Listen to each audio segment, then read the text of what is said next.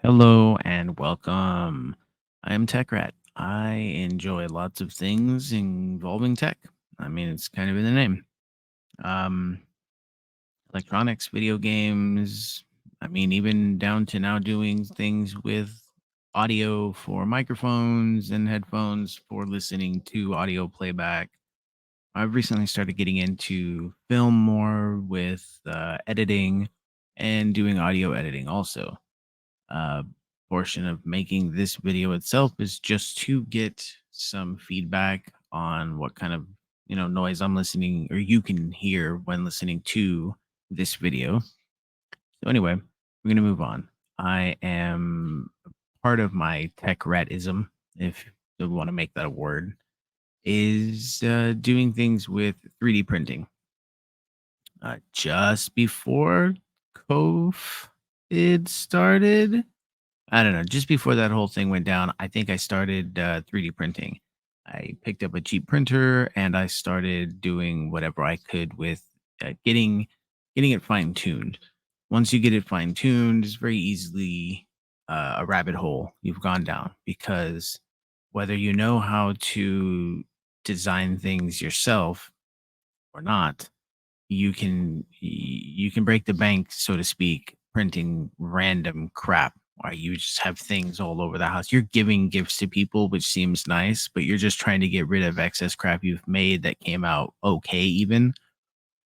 Anyway, let's take a look at what we can do. So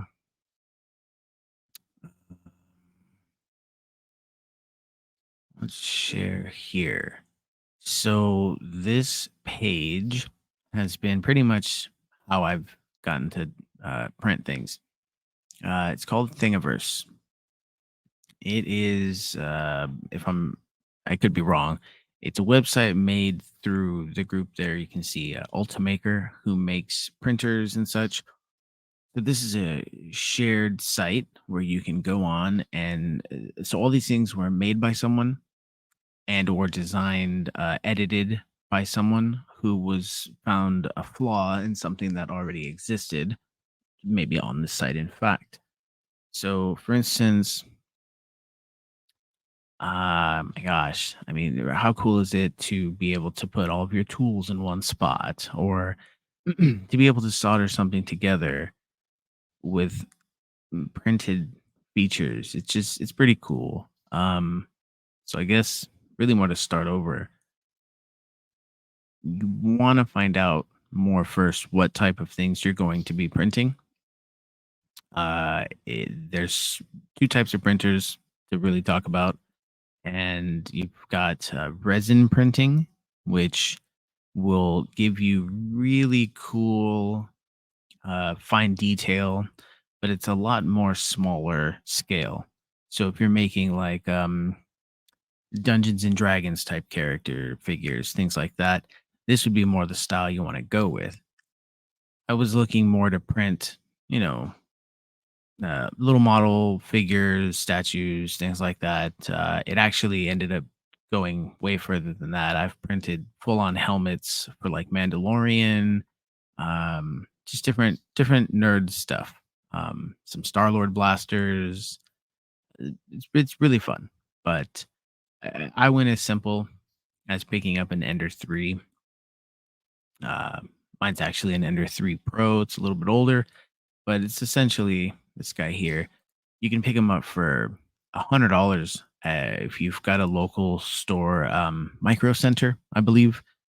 Micro Center does a pretty killer job at getting out discounts to people, so you can pick one up for roughly $300. I think I got mine for like 200 at the time. Something you want to worry about or to take into consideration is the size of your build plate. The build plate is where your print adheres to, and the larger the space, of course, the bigger the thing. So, for instance, on this machine, I cannot print a helmet that will fit an adult head in one go. So, I ended up having to take a file that was cut into, say, 9 different pieces to get it to work right. So, always look to the size. See what you want to do. Like the under 5, they've got the 10, I believe, which will give you a pretty solid helmet size. If you want to go that route, there's a, let's see. Nope, that's the wrong one. 10. There you are. Yeah, the CR10, it can do a whole helmet in one go. So that's pretty cool. They do have some pretty interesting things where the printer will print instead of um, horizontally, it'll print vertical, and it's got this long belt that you can put on. People are making these gigantic swords. There's actually a lot of cool stuff you can do. So um, I don't know. Let's type something in. It's the holidays. Let's type in Christmas. You got ornaments. We've actually done quite a few of these where we will set up sort of a little art station and everyone prints out some ornaments and we paint them and we've got them on the tree, which I can see from here, even though I don't have it lit up. And I should at this point for some holiday cheer. Um, one of the things I've seen people, oh, that's a cool nightmare before Christmas. Some people always get on is cookie cutters.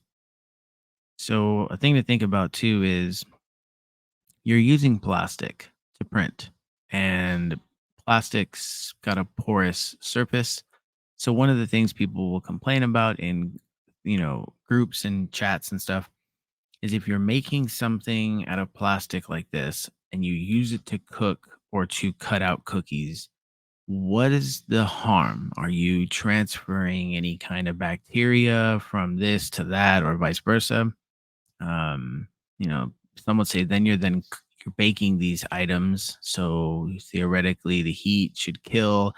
I don't know. That's sort of up in the air. I'm not a scientist, but there are a lot of cool cookie cutter uh, designs, and again, things to put on the shelf, things to just decorate your shelves, stuff like that. It's nice. I like it.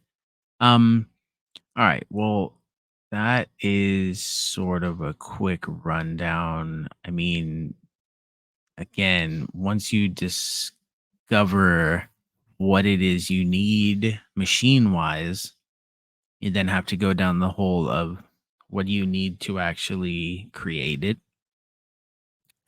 So the FDM printer, as it's called, uses this filament, and they come in multiple colors, and they come with different types of like you can get them in different finishes.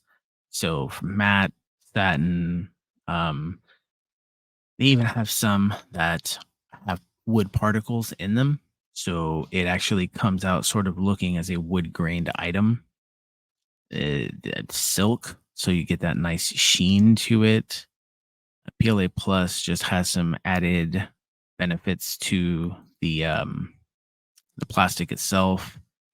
Then you have the resin printers. So eh, eh, as where these printers print the machine, the extruder moves itself from the bed and goes upwards as it's printing. These guys work backwards. The resin printer, it starts down here at the bottom still, but it's printing upside down. And as the extruder lifts, it's pulling this design out of the bath upside down. But I mean, you can see the detail on this picture.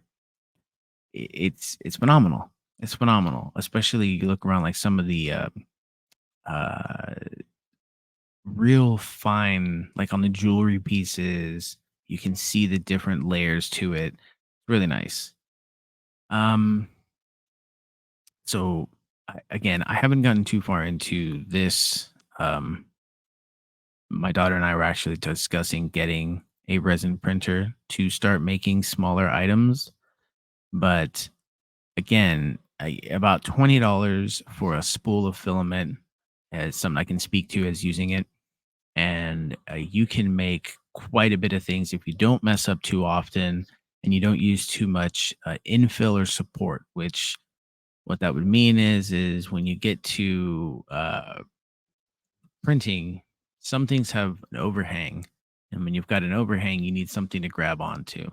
So when you do that, you'll use um, you'll use a support, and that support will literally just hold on to it's something that gets cut away once you're finished, um, just to keep things from falling apart. So printing's very fun.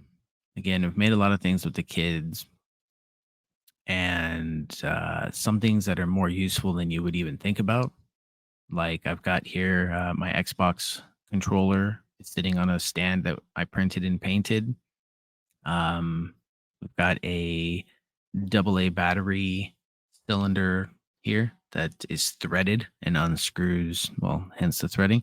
But it holds four AA batteries, so I can swap them out for my controller when they die. We try to find things that are more useful now as opposed to just printing everything I can get my hands on. But nonetheless, we still find ourselves doing ridiculous things that have no purpose just because you can. All right. Well, I think that's it. I just wanted to try my hand at some awkward recording and maybe teach somebody something in the process. I will talk to you next time. Take care.